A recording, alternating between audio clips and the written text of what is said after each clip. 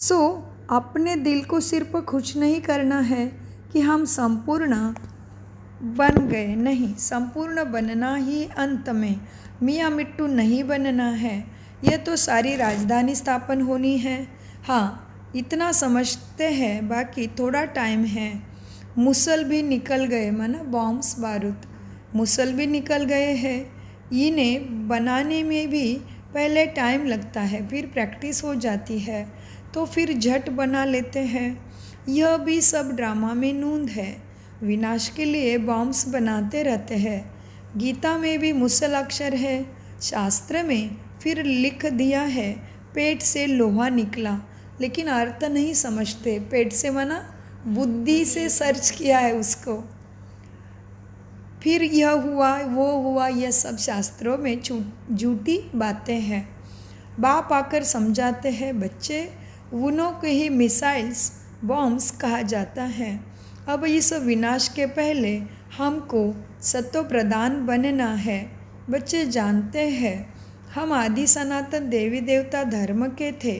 हम सच्चा सोना थे। भारत को सचखंड कहते हैं। अब झूठ खंड बन गया। सोना भी सच्चा और झूठा होता है ना। अभी तुम बच्चे जान गए हो बाप की महिमा क्या है। वो मनुष्य सृष्टि का बीज है, सत्य है, चैतन्य है। आगे तो सिर्फ गायन करते थे, अभी तुम समझते हो कि बाप सारे गुण हमारे में भरते हैं। बाप कहते हैं, पहले पहले याद की यात्रा करो, मुझे याद करो तो तुम्हारे विकर्म विनाश हो जाएंगे। मेरा नाम ही पतित पावन गाते भी हैं ना। पतित पावन आओ, परंतु वह क्या करेंगे आकर यह कोई नहीं जानते। एक सीता तो नहीं होगी ना। तुम सब रावण के जेल में फंसी हुई सीताएं हो। बाप तुम बच्चों को बेहद में ले जाने के लिए बेहद की बातें सुनाते हैं। तुम बेहद की बुद्धि से सुनते हो कि मेल और फीमेल सब सीताएं हैं, सभी रावण के कैद में है। बाप राम आकर सबको रावण की कैद से निकालते हैं। रावण कोई मनुष्य नहीं, यह समझाया जाता है। हर एक में 5 विकार है, इसीलिए रावण राज्य कहा जाता। नाम ही है ना इस दुनिया का विशेष वर्ल्ड। वह है वाइसलेस वर्ल्ड, सत्ययुग स्वर्ग। दोनों अलग अलग नाम हैं। यह वैशालय, वह आने वाली दुनिया शिवालय। निर्विकारी दुनिया के लक्ष्मी नारायण मालिक थे। इन्हों के आगे विकारी मनुष्य जाकर इसीलिए माथा टेकते हैं, क्योंकि वो संपूर्ण निर्विकारी पवित्र थे। इसलिए हर मनुष्य देवी देवता के आगे जाके माथा टेकते हैं। विकारी राजाएं उन निर्विकारी राजाओं के आगे माथा टेकते हैं। इसलिए हर राजा महाराजा के क्या है, महलों में मंदिर है ना देवी देवताओं का, क्योंकि वो विकारों में चले गए। तो फिर निर्विकारी राजाओं के आगे मानव देवी देवताओं के आगे माथा टेकते हैं। यह भी तुम जानते हो। मनुष्य को कल्प की आयु का भी पता नहीं, तो समझ कैसे सकेंगे कि रावण राज्य कब से शुरू होता है। आधा आधा होना चाहिए ना। राम राज्य रावण राज्य कब से शुरू करे। मुजरा कर दिया है, सब कुछ गड़बड़ कर दी, लाखों वर्ष का कह दिया ना। अब बाप समझाते हैं यह 5000 वर्ष का चक्र कैसा फिरता है। अब तुमको पता पड़ा। हम 84 का पाठ बजाते हैं, फिर हम जाते हैं घर। कहाँ है घर? परम धाम में। सतयुग त्रेता में पुनर्जन्म लेते हैं, वह है राम राज्य, और फिर रावण राज्य में आना है। हार जीत का खेल है। तुम जीत पाते हो, स्वर्ग के मालिक बनते हो। हार खाते हो तो नर्क के मालिक बनते हो। किससे हार खाई हमने? हाँ, विकारों से, अपने अंदर की कमजोरियों से। नहीं करना है विकारों वश होके कार्य, व्यवहार फिर भी हो जाता है। हाँ, तो बाबा कहते हैं, बच्चे हार जीत का खेल है। तुम जीत पाते हो, स्वर्ग के मालिक बनते हो। हार खाते हो तो नरक के मालिक बनते हो। स्वर्ग अलग है, नरक अलग है। कोई मरते है तो ज़रूर कहते हैं स्वर्ग पधारा, लेकिन अभी तुम थोड़े ही कहेंगे, क्योंकि तुम जानते हो स्वर्ग कब होगा। वह तो कह देते ज्योति ज्योत समाया व निर्वाण गया। अभी कोई मरा तो कहते ज्योति ज्योत समाया, निर्वाण गया। लेकिन बाबा कहते कोई भी ज्योति ज्योत ना समा सके, ना समय के पहले निर्वाण परमधाम जा सके। तुम कहेंगे ज्योति ज्योत तो गए, कोई समा नहीं सकते। सर्व का सद्गति दाता एक ही गाया जाता है। स्वर्ग सतयुग को कहा जाता है। अब यह नर्क भारत की ही बात है, बाकी ऊपर में कुछ नहीं है। दिलवाड़ा मंदिर में ऊपर में स्वर्ग दिखाया है तो मनुष्य समझते हैं बरोबर ऊपर ही स्वर्ग है। अरे ऊपर छत में मनुष्य कैसे होंगे, बुद्धू ठहरे ना। ऊपर में ब्रह्म बाबा कहते हैं आकाश तत्व में कैसे स्वर्ग होगा, वह थोड़ी ना घर बंधा सकते हैं। मनुष्य तो देवता हो या मनुष्य हो, लेकिन रह तो धरती पे सकते हैं ना। तो बाबा कहते हैं आकाश में थोड़ी ना स्वर्ग होता है, कितने बुद्धू है। ऊपर में तो कोई नहीं, पोलार है, खाली जगह है। कितने सालों से चांद पे रहने के लिए खोज कर रहे हैं, कुछ नहीं हो सकता। केवल पृथ्वी एक तत्व ऐसा है जिसमें ही जीव मात्र सर्वाइव कर सकते हैं, रह सकते हैं। तो बाबा कहते बच्चे अरे ऊपर में छत में मनुष्य कैसे होंगे, बुद्धू ठहरे ना, स्वर्ग ऊपर नहीं है। अभी तुम सबको क्लियर कर समझा सकते हो। तुम जानते हो यहाँ ही स्वर्गवासी थे, यहाँ ही फिर नरकवासी बनते हैं। अब फिर से स्वर्गवासी बनना है। ये नॉलेज है ही उसी के लिए। सद्गति का नॉलेज स्वर्गवासी बनने के लिए है और स्वयं प्राणेश्वर परमपिता परमात्मा दे रहा है। ये नॉलेज है ही नर से नारायण बनने की। कभी भी कोई मनुष्य किसी को सत्यनारायण या सतप्रधान नहीं बना सकता। तो कथा भी सत्यनारायण बनने की सुनते हैं, राम सीता की कथा नहीं कहते। यह है नर नारायण बनने की कथा। इसलिए सत्यनारायण की कथा का पूजा भारत में होती है, घर घर में होती है। लेकिन बाबा कहते कभी राम सीता की सत्यनारायण की कथा ऐसे नहीं कहा। सत्यनारायण की कथा नहीं कहते हैं, केवल राम और सीता की कथा नहीं कहते। बाबा कहते केवल सत्यनारायण की कथा कहा जाता है, तो उसका भी अर्थ समझो, वो भी ज्ञान के आधार से। सो बाबा ने कौन सी बात बताई आज? नहीं, राम सीता की कथा नहीं, सत्यनारायण की कथा है। फिर राम सीता तो उनके जन्म मृत्यु के चक्र के अंदर आने वाला एक पार्ट है द्वापर युग में। तो बाबा कहते कथा भी सत्यनारायण की सत्यनारायण बनने की ही सुनाते हैं, राम सीता की कथा नहीं कहते। यह है नर से नारायण बनने की कथा।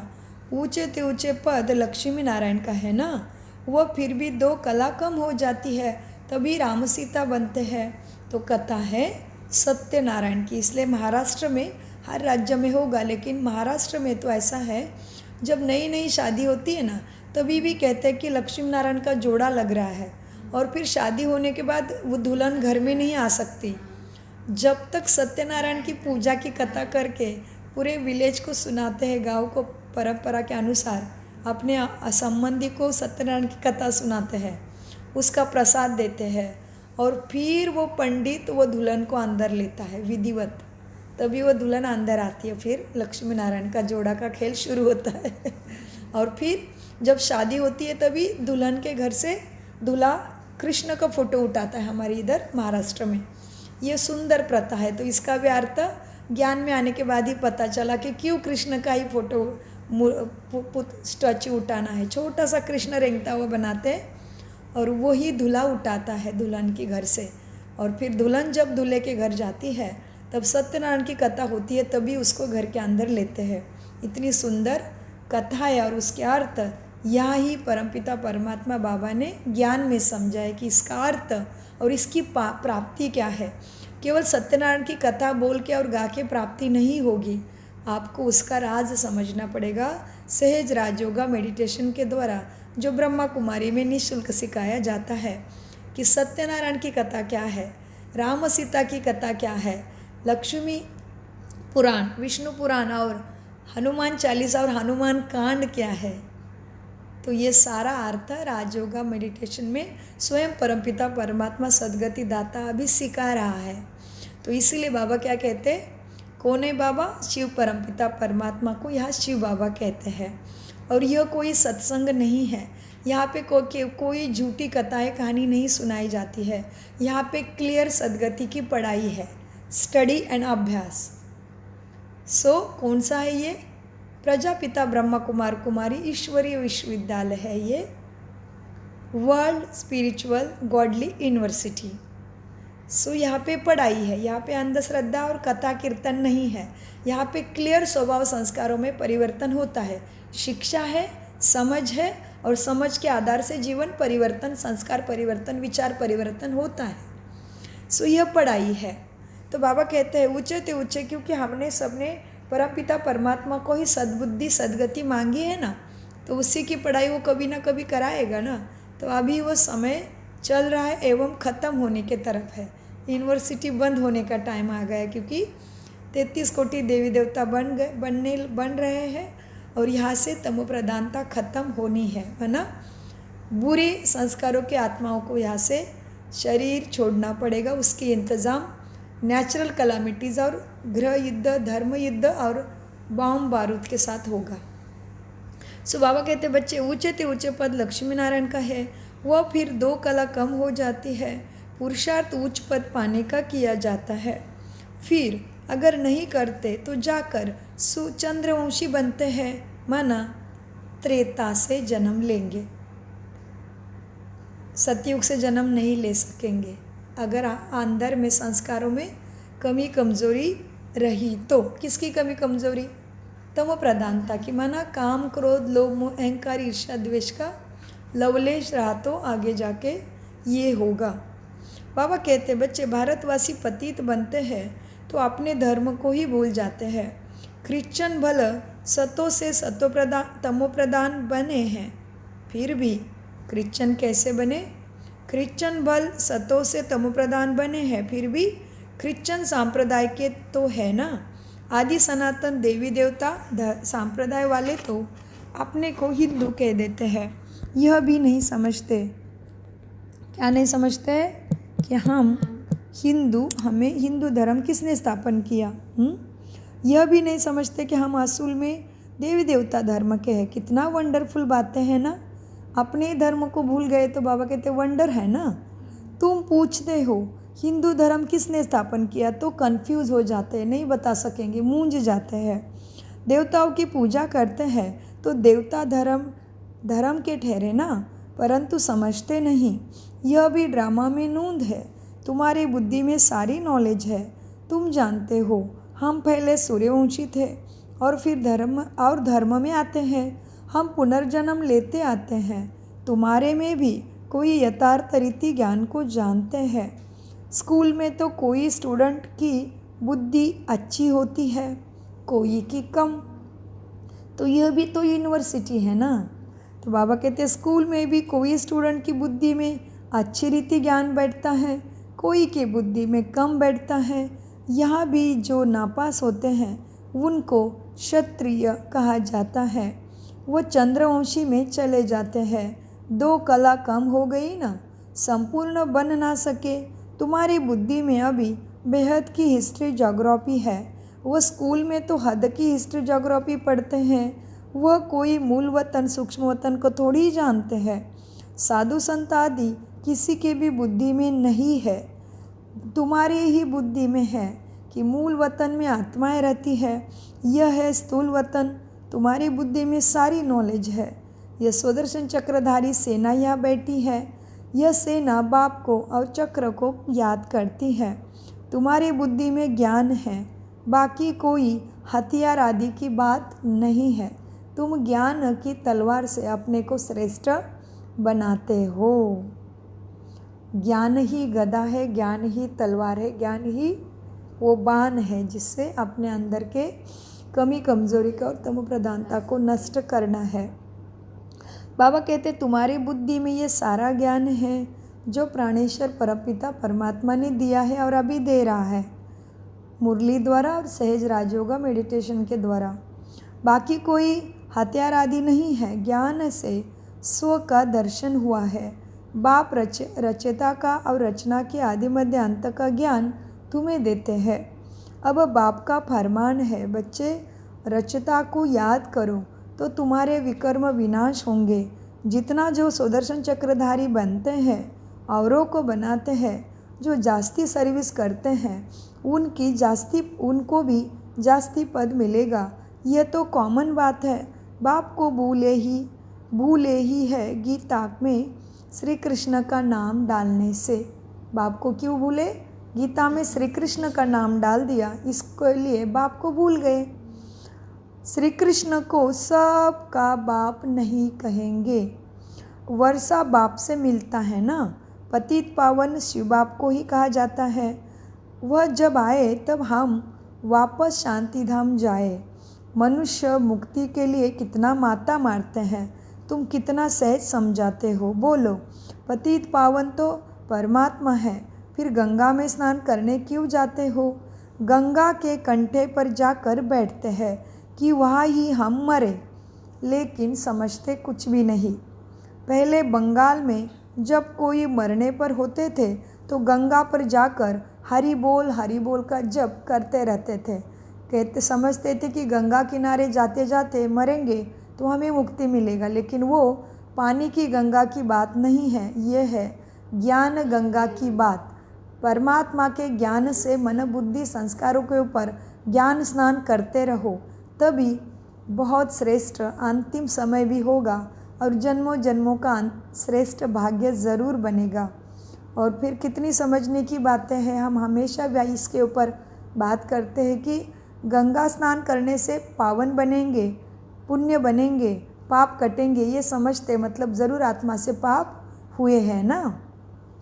तो बाबा कहते हैं, बच्चे देखो, पहले बंगाल में भी ऐसा रिवाज था।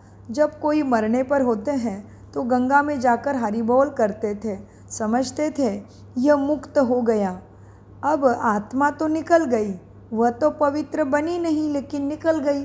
कल भी बाबा ने कहा, बच्चे तुमने देरी करी, तुम संदेश नहीं दोगे, तुम सेवा नहीं करोगे, तो कितनी आत्माएं जो मर गई वो बिना संदेश के गई, दुखी होके गई। अभी वो फिर जन्म लेगी तो भी दुखी होके ही लेगी। तो बाबा ने कल हमें क्या कहा, तुम पूज्य होके तुम्हें सबकी पुकार सुनाई नहीं देती। फिर बाबा ने कहा, बच्चे बनो, ऐसे बनो। कितनी सुंदर मुरली है कल की अव्यक्त मुरली, देखना 13/4/2025 की अव्यक्त मुरली कल की बहुत बहुत गहरी है। बहुत सारी बातें उसमें आ गई है। बाबा ने दिखा भी दिया, सारे बातें का सॉल्यूशन भी दिया, और हम भी अपना चेकिंग कैसे कर सकते वो भी बताया। तो पूरा तोल मोल के बहुत सुंदर मुरली कल की ज़रूर अभ्यास करना बार बार। कल भी बाबा ने कहा, बच्चे तुम पूज्य हो ना, हाँ मैं तुम्हें सब कुछ ज्ञान देता हूँ, मैं किसी को सुन नहीं सकता, तो तुम्हें दूसरे का दुख नहीं दिखाई दे रहा है? तुम पूज्य हो ना, तुम्हें पुकार रही है, हमें शांति दो, सुख दो, शक्ति दो, प्रेम दो, हमें सुख दो, ऐसे पुकार रहे, चिल्ला रहे। और फिर बाबा कहते, जो आत्माएं चली गई उन्होंने तो बाबा का संदेश भी नहीं सुना कि तुम इतने अलवेले बन के रह गए। तो बाबा कहते वो दुखी होके ही चले गए, बिना संदेश के चले गए। तभी फिर कल मुझे बहुत टच हुआ ये बात। और फिर कल मैंने क्या किया, यहाँ भी जो हुआ ना, हमारे बैंकॉक में जो भूकंप हुआ, उसमें भी 400-500 आत्माएं जो वहाँ पे काम करते थे, कर्मचारी जो बिल्डिंग बनाने में काम करते हैं, नौकर चाकर सारे, वही आत्माओं ने शरीर छोड़ा। तो कल वहाँ जाके थोड़ा सा योग करके आ गई। वहाँ गई थी, वो स्थान का वीडियो लिया, फिर वहाँ पे थोड़ा सा अपनी सकाश दी, और फिर बताया कि जिसको यहाँ सेवा करने आना है आओ, क्योंकि बहुत बड़े बड़े टेंट बने। जब से वो हुआ है तब से ये काम शुरू है, फिर भी अभी तक कुछ भी, बहुत बड़ा ऊंचा मलबा है, कितने सारे बुलडोजर वहाँ लगाए हैं, और कितने सारे टेंट है जिनको सेवा करने, और 300 से ज़्यादा कर्मचारी वहाँ पे रोज़ काम कर रहे हैं सफाई का, और उनकी खाने पीने की व्यवस्था भी वहाँ ही किया है। तो जिसको भी वहाँ पे कुछ देना है, उनको रोज़ का खाना पीना, चावल पानी सब लगता है ना, तो वहाँ पे दे सकते हैं। तो इसीलिए बाबा कहते, बच्चे अब आत्मा तो निकल गई, वह तो पवित्र बनी नहीं। आत्मा को पवित्र बनाने वाला बाप ही है, उनको ही पुकारते हैं। अब बाप कहते हैं, बच्चे मुझे याद करो तो विकर्म विनाश होंगे। बाप आकर पुरानी दुनिया को नया बनाते हैं,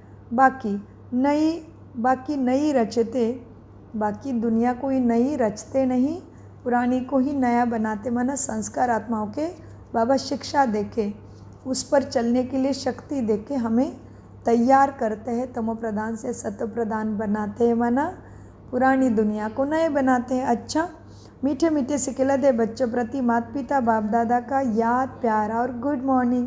रूहानी बाप की रूहानी बच्चों को नमस्ते।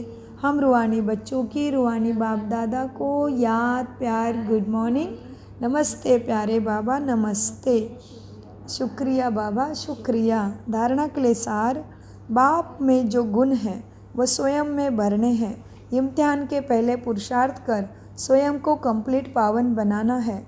इसमें मियाँ मिट्टू नहीं बनना है। सुदर्शन चक्रधारी बनना और बनाना है। बाप और चक्र को याद करना है। बेहद बाप द्वारा बेहद की बातें सुनकर अपनी बुद्धि बेहद में रखनी है, हद में नहीं आना है। वरदान, स्वस्थिति द्वारा परिस्थितियों पर विजय प्राप्त करने वाले संगम युगी विजय रत्न भव। वरदान लेते हैं।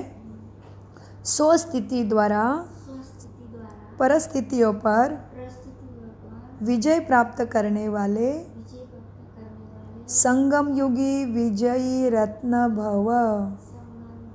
विजयी रत्न भव। विस्तार, परिस्थितियों पर विजय प्राप्त करने का साधन है स्व की स्थिति। यह देह भी पर है, स्व नहीं। स्व स्थिति व स्वधर्म सदा सुख का अनुभव कराता है ना। और प्रकृति धर्म अर्थात पर धर्म या देह की स्मृति किसी न किसी प्रकार के दुख का अनुभव कराती है। तो जो स्व सदा स्वस्थिति में रहता है वह सदा सुख का अनुभव करता है, उसके पास दुख की लहर आ नहीं सकती। वह संगम युगी विजय रत्न बन जाते हैं। स्लोगन, परिवर्तन शक्ति द्वारा व्यर्थ संकल्प के भाव का फोर्स समाप्त करो। अव्यक्त इशारे, कंबाइंड रूप की स्मृति से सदा विजयी बनो। लोग कहते हैं जिधर देखते हैं उधर तू ही तू है, और हम कहते हैं हम जो करते हैं जहाँ जाते हैं बाप साथ ही है, अर्थात तू ही तू है। जैसे कर्तव्य साथ है, ऐसे हर कर्तव्य कराने वाला बाप भी साथ है। करणहार और करावनहार दोनों कंबाइंड है। तो करणहार कौन है? हम है। और करावनहार है परमपिता परमात्मा शिव बाबा। तो बाबा कहते हैं करणहार और करावनहार दोनों ही यहाँ कंबाइंड है। ओम शांति, ओम शांति, ओम शांति। मीठे प्यारे बाप दादा का अनगिनत पदम गुना शुक्रिया, शुक्रिया, शुक्रिया। कम बोलो, मीठा बोलो, धीरे बोलो, सोच समझ कर बोलो। और फिर हमेशा मन में रखो, मेरा बाबा, प्यारा बाबा, मीठा बाबा। ओम शांति। शुक्रिया फरिश्तों।